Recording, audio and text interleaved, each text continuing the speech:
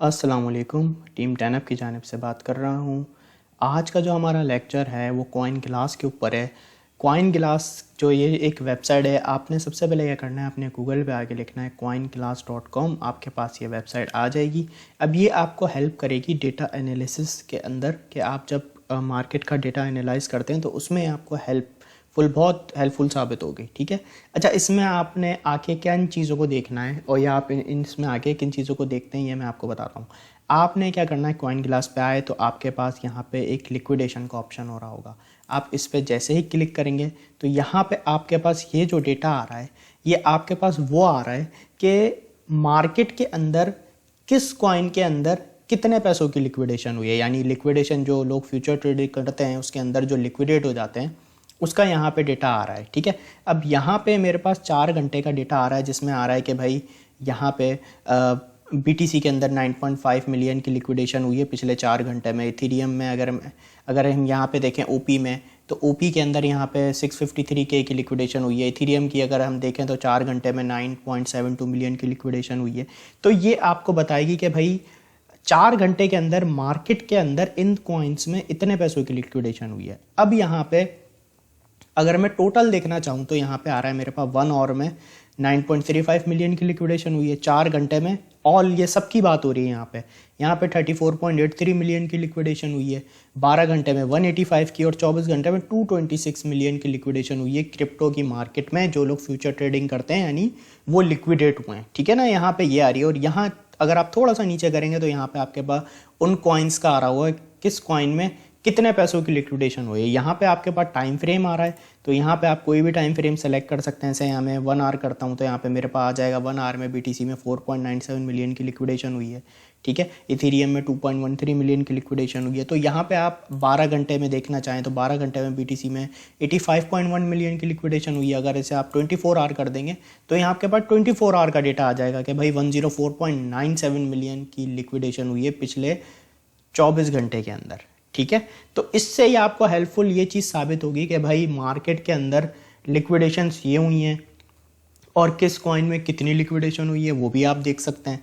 तो यहाँ पे आपने देखना है, फॉर एग्जांपल यहाँ से जैसे आपने देख लिया भाई मार्केट में इतने इतने टाइम फ्रेम में इतने इतने पैसों की लिक्विडेशन हुई है। अब आपने फॉर एग्जांपल सोचा कि भाई मैं बिटकॉइन कैश की लिक्विडेशन देखना चाह रहा हूँ कि उसके हालात क्या चल रहे हैं, उसमें लोग कितने पैसों में लिक्विडेट हुए हैं। तो यहाँ पर आपके पास सर्च का ऑप्शन आ रहा होगा। आप यहाँ पर लिखते हैं बिटकॉइन कैश BCH लिखते हैं और यहाँ पे आप जैसे ही सर्च करेंगे तो आपके पास यहाँ पे आ जाएगा कि भाई 1 आवर के अंदर 32.8K की लिक्विडेशन हुई है। और यहाँ पर हम देखें तो 4 आवर में 49.7K की, 12 आवर में 227 और 424 आवर में 292.25K की लिक्विडेशन हुई है। तो इससे आपको एक अंदाज़ा हो जाता है कि आप जिस कॉइन में ट्रेड करने चाह रहे हैं उसमें कितने टाइम फ्रेम में कितने पैसों की लिक्विडेशन हुई। तो आपको एक तरीके से डेटा को आप एनालिसिस कर रहे हैं कि भाई क्या चल रहा है आपके कॉइन में, मार्केट में क्या चल रहा है, किस कॉइन में कितने लोग लिक्विडेट हुए हैं। इस तरह से आप इसके अंदर चीज़ों को देखते हैं। अच्छा, उसके बाद एक अच्छी चीज़ है यहाँ पे लॉन्ग वर्सेस शॉर्ट्स। ठीक है ना, ये मैं आपको इसका कॉन्सेप्ट बताता हूँ।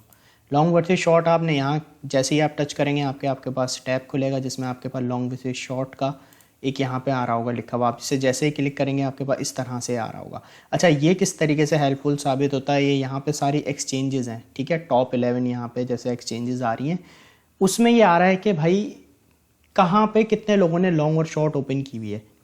अब यहाँ पे मेरे पास सिंबल आ रहा है BTC का अभी फ़िलहाल। ठीक है, हम BTC को देख रहे हैं और यहाँ पे मेरे पास 5 मिनट टाइम फ्रेम सेलेक्ट हुआ हुआ है। यहाँ पे मेरे पास आ रहा है भाई बाइनेंस के ऊपर 56.52% लॉन्ग खुली हैं पिछली 5 मिनट के अंदर और 43.48% शॉर्ट खुली हुई हैं।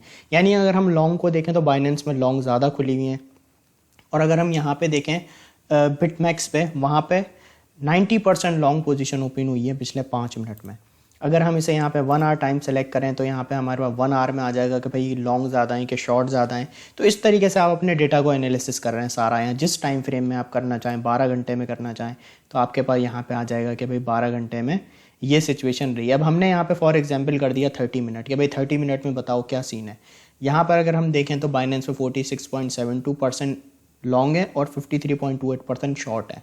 ठीक है, तो यहाँ पर अगर हम देखें तो शॉर्ट थोड़ी सी ज़्यादा ओपन हुई हुई है एज़ कम्पेयर टू लॉन्ग। तो यहाँ पे आपको इस तरीके से आप अपने डेटा को एनालिसिस कर सकते हैं, ठीक है ना। टाइम फ्रेम में, जिस टाइम फ्रेम में आप चाहें, आप यहाँ पे 4 आवर में कर लें तो यहाँ पे आपके पास आ जाएगा, यहाँ पे 12 आवर का डेटा आपके पास आ जाएगा।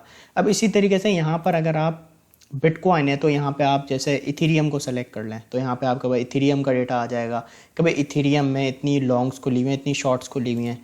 अब यहाँ पे आपने बिटकॉइन को देख लिया, अब आपने कहा मैं अपने अब किसी दूसरे कॉइन में आप ट्रेड करना चाह रहे हैं, जो भी आपका कॉइन है। फॉर एग्जांपल आपने कहा मैं एलटीसी में ट्रेड करना चाह रहा हूँ, तो आपने एलटीसी सेलेक्ट कर लिया। तो यहाँ पे अब आपके पास एलटीसी का डेटा आ गया कि भाई बाइनेंस में जो एलटीसी की पोजीशन है वो 49.55% लॉन्ग खुली हुई है, 50% शॉर्ट खुली हुई है। यहाँ पर अगर आप देखें तो आप क्रैकन पे, एक्सचेंज पे, यहाँ पे एलटीसी के ऊपर 53.94% लॉन्ग खुली हुई है और 46.06% शॉर्ट खुली हुई है। तो आप इस तरीके से अपने डेटा को इसमें एनालिसिस कर सकते हैं, ठीक है। फिर उसके बाद है थर्ड इंपॉर्टेंट चीज़, ऑर्डर बुक, ठीक है। बहुत लोगों से आप लोगों ने सुना होगा ऑर्डर बुक के बारे में, तो इसका मैं आपको कॉन्सेप्ट बताता हूँ। सिंपली क्या है, आपने क्या करना है, ऑर्डर बुक के अंदर आना है, यहाँ पे यूएसडीटी या आपने बीटीसी यूएसडीटी के पेयर में आ जाना है, ठीक है ना। अब यहाँ पे आपके पास इस तरीके से नज़र आ रहा होगा, ठीक है ना, यहाँ पे रेड और ग्रीन। अब यहाँ पे ये रेड वाले जो हैं ये सारे जो है ना यहाँ पे सेलर्स हैं और ये ग्रीन वाले जितने ही आपके पास बायर्स हैं, ठीक है। मैं अब आपको समझाता हूँ। अब यहाँ पे आपने क्या करना है, ये जो है ये बिटकॉइन के बाइंग और सेलिंग के ऑर्डर हैं। मैंने क्योंकि यहाँ पे बिटकॉइन बीटीसी यूएसडीटी की ऑर्डर बुक खोली है तो यहाँ पे मेरे पास सारे बायर्स और सेलर्स के डेटा आ रहा है, ठीक है ना। अब यहाँ पे ये मेरे पास सारे छोटे ऑर्डर्स हैं। अब अगर मैं इसे यहाँ पे 100 पर सेलेक्ट कर दूंगा तो मेरे पास सारे ये बड़े ऑर्डर्स का डेटा आ जाएगा, ठीक है। अब यहाँ पे अगर मैं यहाँ पे इसकी सेटिंग पे देखूँ ना, यहाँ पे सेटिंग में आ रहा हूँ तो यहाँ पे आप देखें मेरे पास किन एक्सचेंजेस का डेटा आ रहा है, बायबिट का, बाइनेंस का, बिटमैक्स का, ओकेएक्स का, हुओबी का। तो इन एक्सचेंजेस से जो मेरे पास यहाँ पे डेटा शो हो रहा है कॉइन ग्लास पे, वो इन एक्सचेंजेस का हो रहा है कि भाई यहाँ पे बिटकॉइन पे इन एक्सचेंजेस के अंदर अगर हम देखें किस जगह पे कौन से ऑर्डर ज़्यादा लगे हुए हैं, ठीक है। ऑर्डर बुक इसलिए काम आती है। अब यहाँ पे अगर मैं देखूँ ऑलमोस्ट 2200, 2300, 2400 ये चेंज हो रही है यहाँ पे। पहले बताता हूँ चेंज क्यों हो रही है। अगर हम देखें तो 2200 यहाँ पर 2200 बीटीसी का ऑर्डर लगा हुआ है 25,500, यानी 2200 लोगों ने ऑर्डर अपना सेट किया हुआ है बिटकॉइन के ऊपर कि जब 25,500 बीटीसी का प्राइस आए तो 2200 जो बीटीसी हैं वो बाय हो जाएं, ठीक है।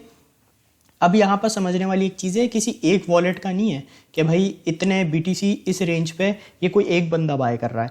ये जो है टोटल जो आपके पास बैकअप पे एक्सचेंज पे जिस रेट पे लोगों ने बाइंग ऑर्डर लगाए हुए हैं उनका स्क्वीज़ होकर आपको डेटा मिल रहा है कि भाई ज़्यादातर लोगों के जो बिटकॉइन है वो इस रेंज पे बाय ऑर्डर उन्होंने लगाया हुआ है।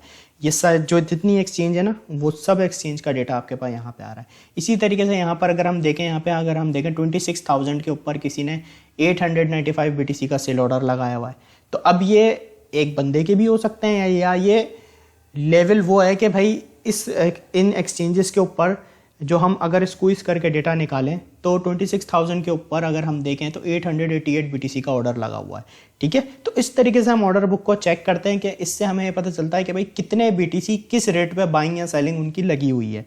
अगर बहुत ज़्यादा बीटीसी आपके बाइंग पे लगे हुए हैं, ठीक है ना, जैसे अगर हम यहाँ पे देखें तो 1350 का मेरे पास आ रहा है, 1350 बीटीसी की बाइंग ऑर्डर लगी हुई है 25,000 के ऊपर। तो इससे मुझे पता चल जाएगा कि भाई 25,000 पे इतने बीटीसी का बाइंग ऑर्डर लगा हुआ है। तो इस तरीके से आप अपने डेटा को एनालिसिस करेंगे, ठीक है। और ये जो बार बार चेंज हो रहे हैं ना, अब इसका रीज़न मैं आपको बताता हूँ कि ये वो लोग हैं जो अपने बायर्स जो होते हैं जिन्होंने यहाँ पे ये जितने भी, पहले बात ये जो ऑर्डर लगे हुए ना लिमिट में लगे हुए, लिमिट ऑर्डर से मुराद कि किसी ने बाइंग ऑर्डर लगाया हुआ है, किसी ने सेलिंग ऑर्डर एडवांस में लगाया हुआ है, ये वो हैं। अब ये जो यहाँ पे चेंज हो रहा है तो वो लोग अपने ऑर्डर कैंसिल करते हैं या तो वो न्यू रेट पे लगा देते हैं, ठीक है। इस वजह से यहाँ पे आपको थोड़ी चेंजिंग देखने को मिल रही है। तो सिंपली सिर्फ ये रीज़न है और इस तरीके से हम अपने ऑर्डर बुक को नोटिस करते हैं। तो इस तरीके से आपको अपना डेटा सारा एनालिसिस कर सकते हैं आप कॉइन ग्लास के ऊपर आके। तो आई होप आपको आज का लेक्चर क्लियर होगा कॉइन ग्लास का। सिंपली डेटा एनालिसिस के लिए आपने इसे यूज़ करना है, ठीक है जी। Thank you so much.